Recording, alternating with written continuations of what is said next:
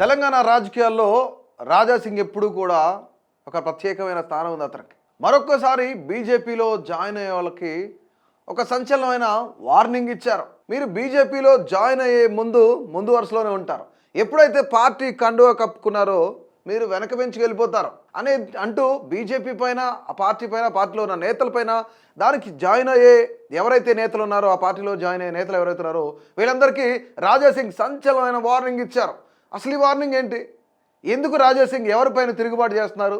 ఎవరిని ఉద్దేశించి రాజా సింగ్ మాట్లాడుతున్నారు అంటే, ముఖ్యంగా ఇక్కడ పార్టీలో జాయిన్ అయ్యే వాళ్ళందరికీ ఆయన చెప్తున్నారు, మీరు మొదటి వరుసలోనే ఉంటారు. పార్టీలో జాయిన్ అవుదాం అనుకున్నప్పుడు, జాయిన్ అవుతున్నప్పుడు కూడా ఎప్పుడైతే మీ వెడలో బీజేపీ కండువా కప్పుకున్నారో దాని తర్వాత వెంటనే second bench, third bench, last బెంచ్కి వెళ్ళిపోతారు.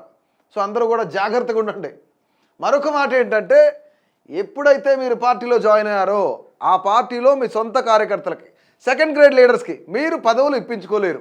కనుక ధైర్యం పెంచుకోండి, కొంత సాహసం చేయండి, మీకు శక్తిని పెంచుకోండి. ఎందుకంటే వీటన్నిటిని భరించాలి, బాధలు భరించాలి, కష్టాన్ని భరించాలి. అసలు బీజేపీలో ఆ ఇబ్బందులన్నింటిని ఎదుర్కోవాలంటే మీకు మనోధైర్యం ఎక్కువ ఉండాలంటూ కూడా బీజేపీపై మరొకసారి ఆ నేతలకు ఎవరైతే జాయిన్ అవుతున్నారో వాళ్ళందరికీ కూడా ఒక వార్నింగ్ ఇచ్చారు, ఒక అలర్ట్ ఇచ్చారని చెప్పుకోవచ్చు. రాజా సింగ్ ఎప్పుడు మాట్లాడినా అదొక సంచలనమే. రాజా సింగ్ ఎప్పుడు మాట్లాడినా ఆయన ప్రత్యేకంగా వార్తల్లో నిలుస్తారు. అసలు బీజేపీ పైన, లేదంటే అందులో ఉన్న నాయకులపైన రాజా సింగ్ తిరుగుబాటు చేస్తున్నారా? అసలు రాజా సింగ్ తిరుగుబాటు ఎవరిపైన? మనం చూస్తే తెలంగాణలో బీజేపీ 0 ఉన్న సమయంలో కూడా నంబర్ 1 పొజిషన్లో అతనే ఉన్నాడు. అన్ని సీట్లు ఓడిపోతారు అనుకుంటున్నప్పుడు కూడా అతను ఒక్కడే గెలిచాడు. కానీ అలాంటి నాయకుడు బీజేపీకి రాజీనామా చేయడంతో ఒక్కసారిగా అందరూ అవాక్కయ్యారు, షాక్కు గురయ్యారు. దానికి కారణం ఈ మధ్య కాలంలో జరిగిన రాష్ట్ర అధ్యక్ష పదవికి సంబంధించిన ఆ కార్యక్రమం ఏదైతే ఉందో, బీజేపీ బాస్ పోస్ట్ నాకు కావాలి అంటూ ఆయన అధిష్టానానికి అర్జీ పెట్టుకోవడానికి వెళ్ళినప్పుడు కొంతమంది అక్కడ ఎవరైతే ఉన్నారో, రాష్ట్ర నాయకులు ఎవరైతే ఉన్నారో, కేంద్ర మంత్రి వచ్చినప్పుడు కూడా ఆ నాయకులు ఎవరైతే ఉన్నారో ఇతని పక్కన వచ్చిన నాయకులను కూడా బెదిరించారంట. మీరు ఒకవేళ అతనికి సపోర్ట్ చేస్తే పార్టీలో మీ పొజిషన్ కూడా గల్లంతవుతుంది అనే సెన్సేషనల్ న్యూస్, అనే సెన్సేషనల్ కామెంట్స్ కూడా రాజా సింగ్ బయట పెట్టారు. అసలు రాజా సింగ్ తిరుగుబాటు ఎవరిపైన?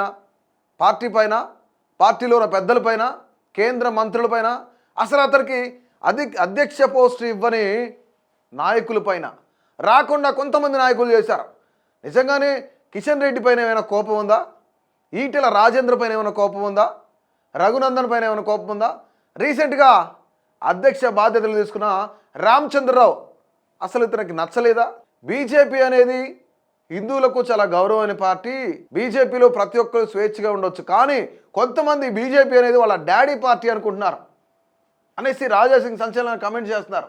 ఎందుకు ఈ బీజేపీలో ఉన్న పెద్ద పెద్ద నాయకులపైన రాజా సింగ్ తిరుగుబాటు ఎందుకు చేస్తున్నారు అంటే, నేను ఒక్కనే గెలిచినప్పటి నుంచి పార్టీ బాధ్యతలు నేను గెలుచుకుంటూ వస్తున్నాను, గోషమాల్లో తిరుగు లేకుండా అక్కడున్న మెజారిటీ ఓటర్లందరూ నా వైపే ఉండేలాగా, తెలంగాణ రాష్ట్ర వ్యాప్తంగా ఉన్న తెలంగాణ సమాజం అంతా నా వైపు చూసేలాగా నా గెలుపుని నేను కైవసం చేసుకున్నాను, ఖరారు చేసుకున్నాను. అలాంటిది నాకు అధ్యక్ష బాధ్యతలు ఇవ్వరా అనేసి రాజా సింగ్ కూడా ఈ మధ్య కాలంలో కొంత మాట్లాడినట్టు చాలా పెద్ద ఎత్తున చర్చ జరుగుతుంది.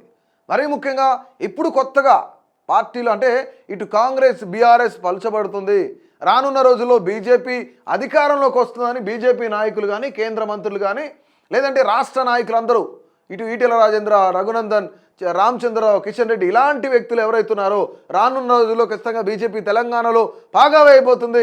దక్షిణ భారతదేశం మొత్తంలో బీజేపీకి కేంద్ర బిందువుగా తెలంగాణ తయారవబోతుంది అనుకుంటున్న తరుణంలోనే రాజా సింగ్ పార్టీలో జాయిన్ అయిన వాళ్ళందరికీ ఒక వార్నింగ్ ఇచ్చారు.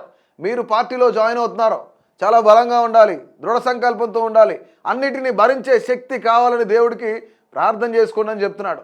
అంటే బీజేపీలో నిజంగానే కొత్తగా జాయిన్ అయ్యే వాళ్ళకి అన్యాయం జరుగుతుందా? బీజేపీలో జాయిన్ అవుతే కొంతకాలం వరకు మాత్రమే వాళ్ళు ముందు వరుసలో కూర్చుంటారా? కొంతకాలం తర్వాత వెనక వరుసలో తీసుకెళ్ళిపోతారా? నిజంగానే ఆ జాయిన్ అయిన నాయకుడి యొక్క సెకండ్ గ్రేడ్ లీడర్స్, కార్యకర్తలు ఎవరైతున్నారో వాళ్ళందరికీ పదవులు ఇప్పించుకోవడంలో వెనుకబడతారా? బీజేపీ మిగతా జాయిన్ అయిన వాళ్ళందరినీ వెనక్కి నెట్టేస్తుందా? కొంతమంది నాయకులే మా డాడీ పార్టీ అనుకుంటున్నారా రాజా సింగ్ అన్నట్లుగా? అసలు రాజా సింగ్ తిరుగుబాటు ఎవరిపైన? గతంలో కూడా ఆయన సంచలనాన్ని కామెంట్ చేశారు, మీకు మీ పార్టీకో దండం అంటూ ఒక లవ్ లెటర్, రాజీనామా లేఖను నేను కిషన్ రెడ్డికి పంపించాను అంటూ ఆయన రాజీనామా చేసి సంచలనాలకు కేంద్ర బిందువుగా నిలిచారు. మరొక్కసారి పార్టీలో ఎవరు జాయిన్ అవ్వద్దు అన్నట్టుగా సంకేతాలు పంపించారు.